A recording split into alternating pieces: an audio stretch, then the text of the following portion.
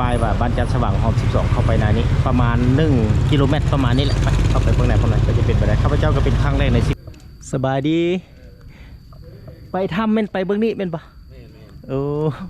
บ่มีคนอยู่แล้วบ่กล้าไปบ่ คือสิมิดเลยเนาะ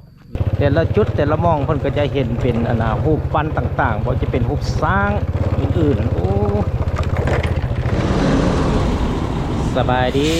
พบกันเก่าที่เคยกับซ่องวิถีลาวทั่วไปวันนี้ข้าพเจ้าจะนำพา FC ไปรับชมวัดถ้ำป่าน้ำย้อยที่ขึ้นกับบ้านจันทร์สว่างเมืองสีโคตรบองนครหลวงจันทร์นี่ก็ตอนนี้ข้าพเจ้านี่มาฮอดเส้นทางนี่แหละที่จะเข้าไปฮอดวัดในวัดที่อยู่ทางตรงนี้ก็คือเห็นเส้นทางนี้มาจากถนน13เหนือห่างจาก13เหนือมาฮอดจุดนี้ก็ 3.14 กิโลเมตรหรือว่า 3,140 เมตรนั่นเองแต่ที่ว่าเข้ามาทางถนนหนองแตงเลย FC เดินนี่เข้ามาแล้วก็จะมาฮอดจุดนี้ก็จะเห็นมีป้ายเป็นเข้าห้อม12บ้านจันทร์สว่างที่ขึ้นกับเมืองศรีโคตรบองนครหลวงจันทร์ไปรับชมพร้อมกันว่าอยู่ในวัดนั้นจะเป็นแบบใดต้องขอบใจ FC ทางภายในและต่างประเทศที่ช่วยเสียสนับสนุนซ่อมวิถีเราทั่วไปเดี๋ยว FC เพื่อจะได้ทำวิดีโอใหม่ๆมาให้ FC เราชมเห็นรถแล่นนี่มาฮอดนี่ก็จะเป็นร้านอาหารโดนัทอยู่ตรงขวามือนี้เอาตะเลี้ยวซ้ายเข้าไปจุดนี้ไปเดินทางต่อไปนี่มาได้ปุ๊บมาที่ถนน13เนี่ยเส้นทางเดียวกับน้าหนองแตงใน FC เนี่ยเข้ามาแล้วเป็นถนนคอนกรีตมาฮอดจุดนี้ก็จะมีป้ายว่าบ้านจันทร์สว่างหอม12เข้าไปในนี้ประมาณ1 กิโลเมตรประมาณนี้แหละไปเข้าไปข้างในก็จะเป็นไปได้ข้าพเจ้าก็เป็นครั้งแรกในชีวิตที่จะได้พา FC ไปวัดแห่งนี้วันนี้ก็เป็นวันที่15 เดือน 7 ปี 2016เก่าถือว่าเลิกเลิกงานไทยค่ำยามแรงคือว่าตอนนี้ก็เวลา 18:10 นาทีของวันที่นี่เห็นก็จะมีป้ายสังเกตมีป้ายวัดถ้ำน้ำย้อย700 เมตรเพื่อว่าเข้าไปไหนก็ถือว่าออกจากพุ่นเข้ามานี่ก็ถือว่าเป็นถนนดินแดง700 เมตรคนเขียนนะแต่ว่าข้าพเจ้าไปคนอยู่ในแผนที่แม่น1,000 เมตรหรือว่า1 กิโลเมตรไปก็บอกไปอย่างก็ถือว่าเป็นครั้งแรกที่มารับชมนี่ก็ถือว่าเข้าไปตอนนี้ก็เวลา 18 โมงกว่าแล้วแหละก็ของวันที่15 เดือน 7 ปี 2016จะไปเบิ่งว่าบรรยากาศจะเป็นเพิ่นปิดประตูระบบหรือว่าใดๆก็จะว่าไปเบิ่งนำกันเพราะว่ามาในยามต้นสวยก็บ่มีเวลามาเด็กว่าขาเบียกขางานก็ใช้เวลาว่างๆเลิกเบียกเลิกงานยามคลายค่ำยามแล้งที่ได้พา FC มารับชมแบบสิก็ถือว่ามาเบิ่งในสภาพเส้นทางเข้าไปในวัดถ้ำป่าน้ำย้อยนี่ก็ถือว่าบ่ได้ยากปานใดว่ารถเก๋งสามารถมาได้ที่แรกมาทางเมืองศรีโคตรบองนครหลวงจันทร์เข้ามาก็จะมีเงิน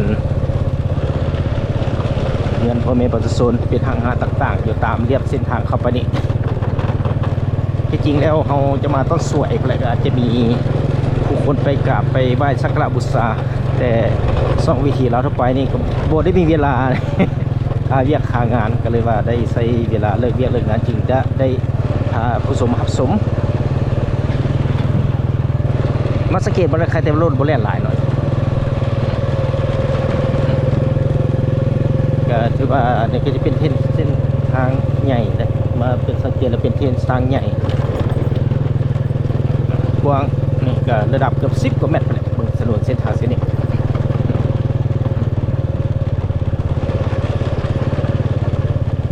ถือว่าเป็นครั้งแรกในชีวิตเช่นกันก็ถือว่าบ่เคยได้มาจักเทื่อเลยนี่จะว่าไปเบิ่งน้ำกันว่าจะเป็นแบบไรถนนหนทางก็คือ FC ได้เห็นตอนนี้แหละก็ถือว่าไปมาง่ายได้สะดวกอยู่สำหรับรถเก๋งก็ถือว่ามาได้เด้อ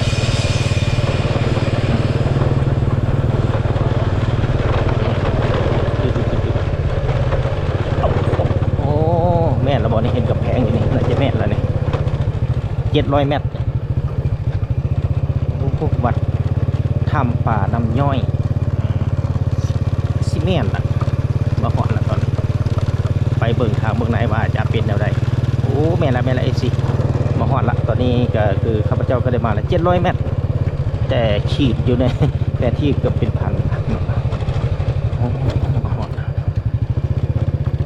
อีกที่เป็นสุสานนี่มาหอดอีกแม่แท้ๆนี่ก็จะเป็นวัดป่าถ้ำน้ำย้อยเพิ่นเขียนใส่ชื่อวัดนี่ก็จะเป็นมีป้ายบอกถือว่าเป็นที่ห้อยเข้ามาก็ถือว่าเพิ่นก็ยังบ่ทันได้ปิดประตูมายามค่ำๆยามแรงเลย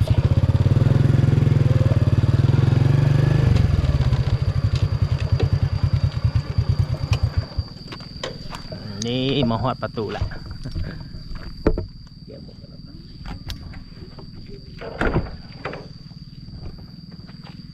ก็ตอนนี้ข้าพเจ้าก็ได้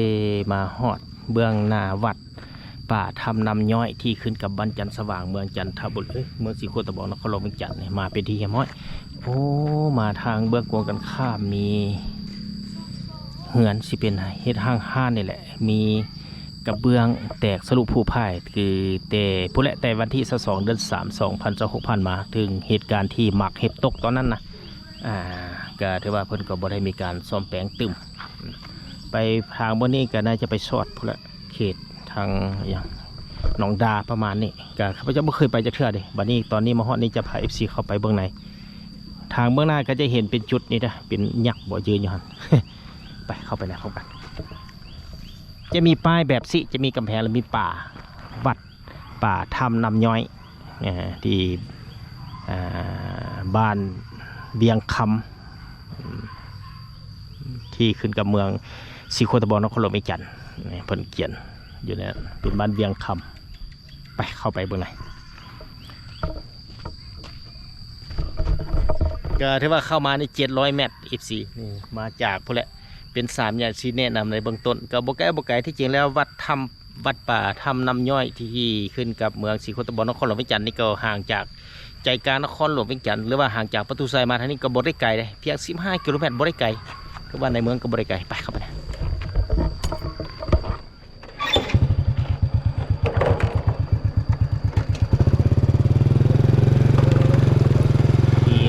เลยนี่จะบริยางเขามาหอดละคือว่าทางเมืองไหนเป็นป่าอิลีสินี่เป็นป่าคนเดินคนยากคนสมโอ้มีสร้างมีอย่างเป็นครั้งแรกที่ว่าได้พา FC มาหับชมแบบสิที่จริงแล้วก็น่าจะบ่มีคนหลายแล้วแหละเพราะว่าค่ายค่ำยำแรงเลยได้มาเบิร์บัดนี้ก็จะไปจอดอยู่แถวกลางเนาะเลาะย่างทางลงถ้ำไปทางใดทางลงถ้ำ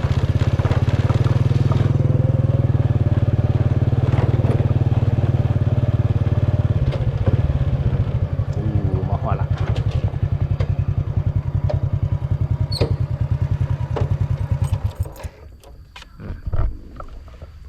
ก็ตอนนี้ข้าพเจ้าได้เข้ามาในวัดแห่งดังกล่าวได้แล้วเพิ่นเขียนว่าทางลงถ้ำเบิกไปถามไปจั่วกันสาธุผู้ค้าก็ได้เป็นครั้งแรกในชีวิตที่ได้มาเห็นบัดป่าทำน้ำย้อยที่ชื่นบ้านจันบ้านเบียงคำ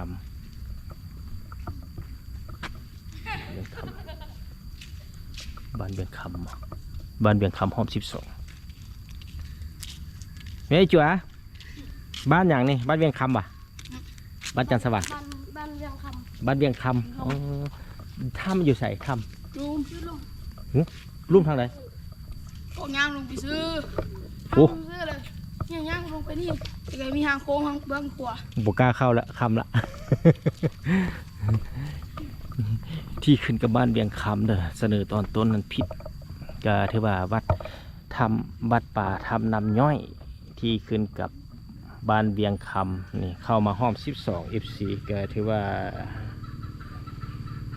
จะนำพามาฮับชมเนี่ยเป็นป่าหนึ่งที่เป็นวัดหนึ่งที่ว่าใหญ่พอสมควรเลยอยู่ในจุดนี้เลยมาเป็นในย้ำหัวแรงก็เป็นมิดแบบสี่ทางเข้ามาก็จะเป็นมีป่ามีกุฏิของครูบาอยู่ในจุดนั้นสังเกตบ้างนี่มีกุฏิเป็นจุดเป็นปนก็ถือว่าอีกหนึ่งบรรยากาศที่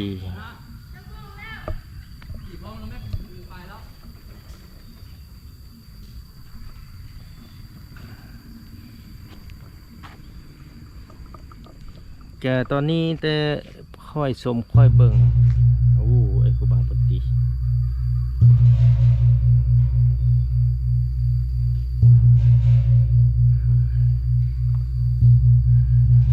วันนี้จะย่างออกมอไปตรงนี้ ในส่วนวันนี้ก็จะเป็นศาลาสามัคคีธรรมก็ถือว่าเป็นบ่อนโฮงธรรมเป็นพ่นพอออกไม่ออกตัวญาติโยมที่มาสักการะบูชาก็คือแบบวัดทั่วๆไปฮะละ FC ก็ถือว่าต้องคือกันจะมีอยู่ในวัดก็จะมีกุฏิจะมีกุฏิมีสิมมีศาลาสามัคคีธรรมในช่วงลูกเห็บตกมักเห็บตกก็ถือว่ามุ่นอุยปุยมันนี่สังเกตบ่หลังคาที่ว่าสิมพี่เพิ่นอยู่ในช่วงกำลังก่อสร้างก็ถือว่ายังมีหลายจุดอยู่ก็ยังบ่ได้มีการปรับปรุงปรับแปลงเป็นผลให้จากเห็ดลูกเห็บตกในครั้งวันที่22 เดือน 3 2026ที่ผ่านมานะนี่ซึ่งเป็นสิมที่เพิ่นอยู่ในช่วงกำลังก่อสร้างมาสังเกตเบิ่งดินขอเป็นดินขอสมัยใหม่หั่นแหละเป็นดินขอสมัยใหม่นี่ก็จะเป็นจุดเป็นบ่องเป็นอย่างอยู่ในจุดนั้นเพิ่นก็ยังบ่ทันได้ซ่อมแซมเถอะแต่ว่าอาศัยแห้งหรือว่าโมทนาทานหรือว่าเป็นปัจจัยจากพอออกไม่ออกตนญาติโยมที่มาสักการะบูชาที่ว่าถวายหรือว่าสะสมแหละก็จึงสามารถสืบต่อปลูกแปลงได้วันนี้ข้าพเจ้าจะเข้าไปทางเบื้องในนี่ไปเบิ่งพระ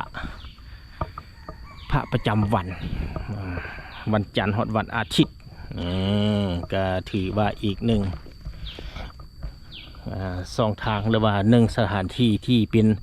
สถานที่สักการะบูชาของชาวพุทธศาสนานี่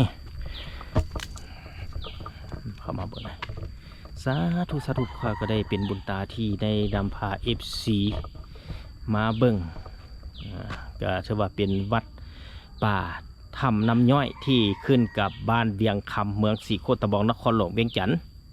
นี่ก็จะมีพระพุทธรูปหรือพระเจ้าที่เพิ่นเฮ็ดปฏิสังขรณ์อยู่ในจุดนี้ที่จริงแล้วนี่ก็นี่นอนนี่จะเป็นพระวันอังคารพระวันอังคารพระวันพฤหัสพระวันเสาร์ที่มีงูนะก็ที่จริงแล้วก็จะเป็นพญานาคกันแหละพญานาค7 หัวจะเป็นพระวันเสาร์ก็ถือว่าถ้าว่าข้าพเจ้าว่าผิดก็ต้องขอโทษขออภัยนะอาจจะเป็นบรรยายบทถึกนี่พระวันพฤหัสเป็นพระวันพฤหัสนี่2 องค์ที่นั่งอยู่ในนี้สังเกตง่ายๆนี่ก็จะเป็นพระวันจันทร์เป็นพระวันจันทร์นี่ก็จะเป็นพระวันอังคารเป็นพระวันอังคารมาในส่วนนี้ก็จะเป็นพระวันพุธพระวันพุธแล้วก็มาจะเป็นพระวันพฤหัสพระวันพฤหัสนี่ก็สังเกตง่ายพระวันพฤหัสนี่คือแบบเป็นพระทั่วไปที่หลายคนก็อาจจะหูได้ชื่ออยู่คุ้นอยู่ในสายตามานี่ก็จะเป็นพระวันศุกร์นี่จะใส่ใน2 มือจับในส่วนเอิกถึงก็จะเป็นพระวันศุกร์ในส่วนนี้ก็จะเป็นพระประจำวันเสาร์พระประจำวันเสาร์นั่นก็คือเป็นพระนิ่งที่ว่ามีที่จริงแล้ววัดส่วนหลายเพิ่นจะเฮ็ดเป็นพญานาค7 หัวหรือว่าเป็นงูนี่ก็จะเป็นพระประจำวันเสาร์นั่นเองก็ถือว่าอีกหนึ่งบรรยากาศที่ซ่องพิธีลาวทั่วไปได้นำพา FC ไปรับชมก็สังเกตเป็นพระประจำวันต่างๆตอนนี้ก็นี่แหละอยู่ในวัดถ้ำป่าน้ำย้อยที่ขึ้นกับบ้านเวียงคำเมืองศรีโคตะบองนครหลวงเวียงจันทน์ก็ถือว่าบ่ได้ไกลมาจากใจกลางเมืองหรือว่าห่างจากประตูไซมานี่ก็ประมาณ15 กิโลเมตร FC บอกก็บ่ได้ไกลขี่รถมาบึ้ดเดียวมาฮอดนะเป็นมิดนะเพราะว่ามาในยามหัวแรงเลยนะค่ายค่ำยามแรงที่จริงแล้วก็จะมีหลายจุดหลายบ่อนอยู่ที่ว่าบ่ได้นำเสนอนี่ไปทางเบื้องนี้นี่วันนี้ข้าพเจ้าจะไปทางนี้จะเป็นปราสาทบ่จุดนี้หรือเป็นยังโอ้เป็นธาตุเป็นยังไปเบื้องไกล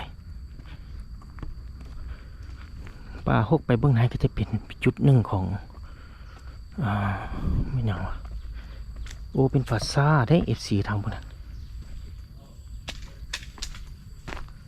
นี่ก็จะเป็นจุดนี้ก็จะเป็นกุฏิเป็นบนนอนของครูบาสามเณรในจุดนี้โอ้ไปพูนจะเป็นปราสาทจะเป็นตูบเป็นจุดอยู่ในจุดนั้นก็อยู่ในป่าในดงนี่แหละ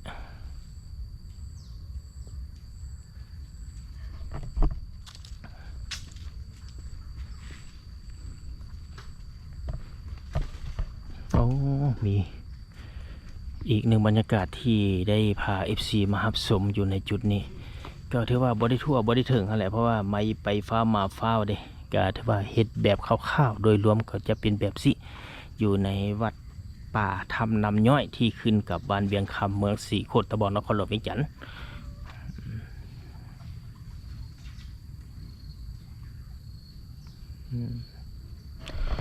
บัดนี้ข้าพเจ้าจะพา FC ลงไปเบิ่งบนถ้ำว่าสันจะเป็นทางลงถ้ำเพิ่นเขียนอยู่ทางลงถ้ำวันนี้ข้าพเจ้าจะขี่รถลงไปเบิ่งว่าเป็นถ้ำจะเข้าไปบ่หรือบ่ก็ไปเบิ่งตัวจริงว่าจะเข้าหรือบ่ถ้าบ่มีคนข้าพเจ้าก็จะบ่เข้าได้มีแต่พารับชมทางเบื้องนอกนั่นเอง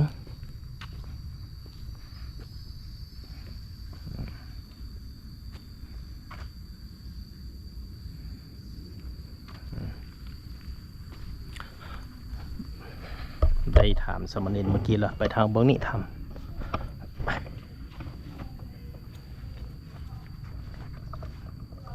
ถามครูบาครับสบายดีไปทำเป็นไปเบื้องนี้เป็นปะโอ้บ่มีคนอยู่แล้วบ่กล้าไปบ่ คือสิมิดเลยเนาะมิดอยู่มันอยากยุ่งหลายนี่โอ้ลงไปนี่เนาะลงไปนี่เลี้ยวขวาปะเลี้ยวขวาลงไปบนชุดถูกก็ได้อ๋อชุดบนสลัดตลอดนะอ๋อแล้วลงไปตามหันก็ได้เจ้าสิลงไปเบิ่งมาค่ำพดเลิกเวียกแล้ว บัดนี้จะพา FC ไปเบิ่งถ้ำ FC ถ้ำว่าจะเป็นแบบใดไปเบิ่งถ้ำก่อนถ้าบ่มีคู่คนข้าพเจ้าก็จะบ่เข้าดอก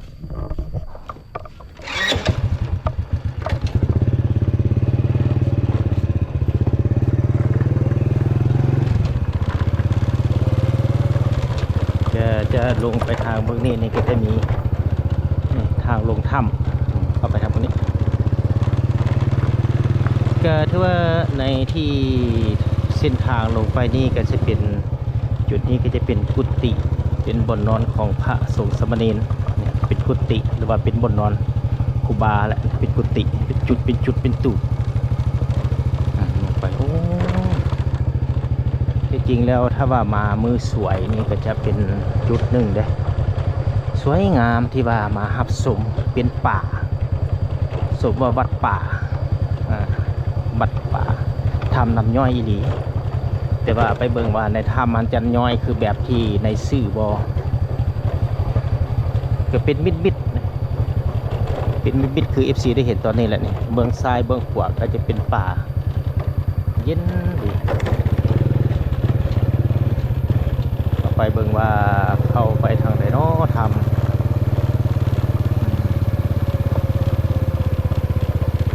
นี่เขานี่แหละนี่จะเป็นบนเขา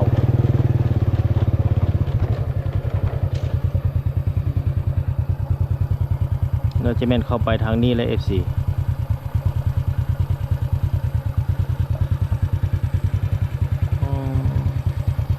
เป็นมิดแต่ข้าพเจ้าก็บอกเข้าแล้วเป็นไงนี่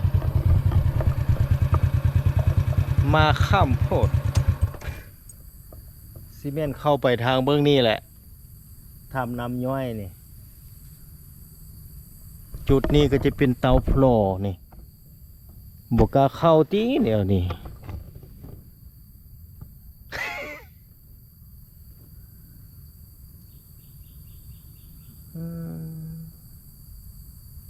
บ่เห็นเลย FC แบบสิบ่กล้าเข้าเด้ทำไปมืดๆแบบสิเบิกลงไปเดินหนึ่งกับไปนี่เป็นทางเข้าไปนี่นะ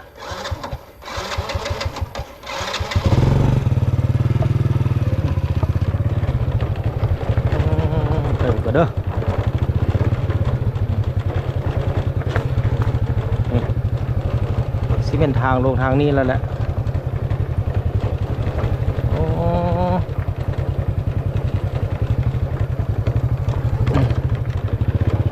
พูดนี่แหละทางลงมาทางนี้ละแต่ละจุดแต่ละมองเพิ่นก็จะเห็นเป็นรูปปั้นต่างๆบ่จะเป็นรูปสร้างอื่นๆโอ้เป็นรูปปั้นหอย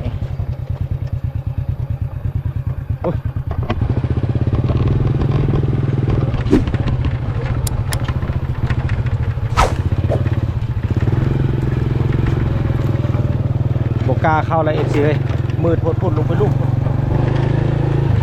สังเกตเบื้องนี่ทางสองฝากทางเป็นหุบปันจะมีพญานาคมีอีหยังเต็มอยู่ในจุดนี้นี่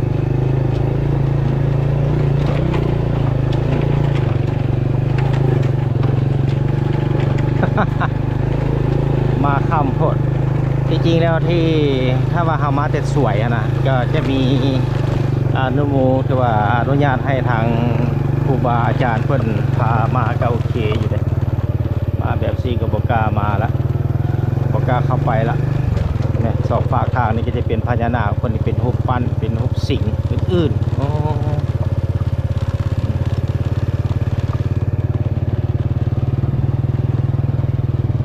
แต่ละจุดแต่ละม่องก็จะเห็นเป็นแบบนี้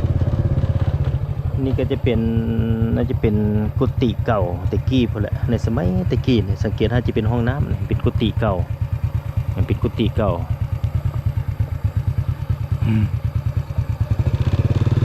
ก็ได้ไปแล้วเอฟซีมาเบิ่งสร้างจับเพิ่งจับสร้างอยู่ในจุดนี้ก็ในขอบเขตบริเวณจุดนี้ก็จะเป็นจุดเตาล่อนะอยู่ในมันจะเป็นเตาล่อเป็นหุบสร้างต่างๆจุด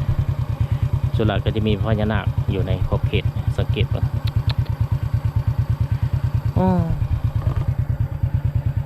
ขอโทษหลายๆ FC เมื่อนี้บ่ได้พา FC เข้าไปในถ้ำน้ำย่อยนะอยู่ในนั่นแหละมาหัวแรงแบบซิผู้ข้ากับบ่กล้าเข้าไปเลยเป็นตาญาติเลยไปคนเดียวผู้ข้าบ่ไป ก็เลยว่าได้เข้าไปในนึงแล้วกลับขึ้นมามันอยู่จุดนี้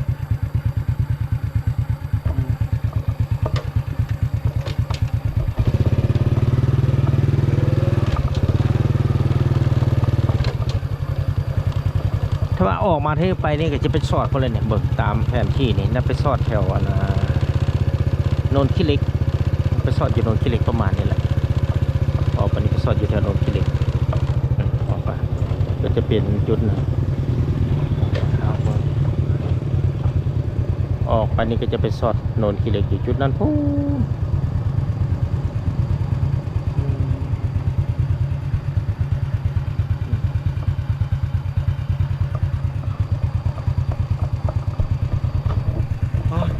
ยุงก็หลาย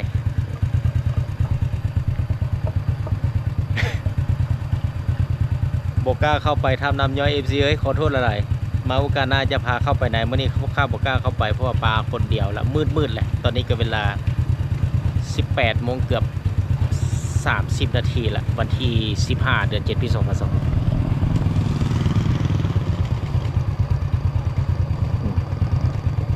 จะมียุทธรถแล่นไปแล่นมาอยู่นี่คนแถวบ้านนี่ก็น่าจะไปรับชมหลายๆจุดแล้วแหละไปก็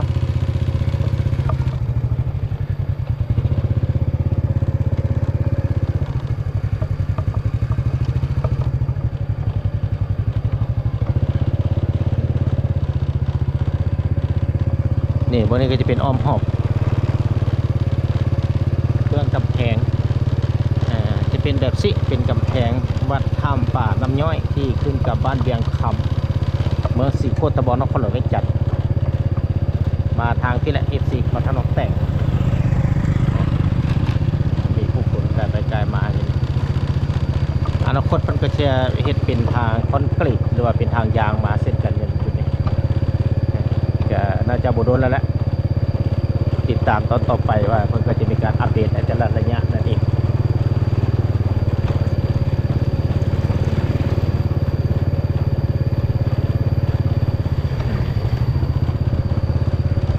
เป็นยังไง FC ก็ถือว่ามาฮอดนี้การนำเสนอวิดีโอนี้จะขอจบเพียงเท่านี้พบกันใหม่ตอนต่อไปขอลาก่อน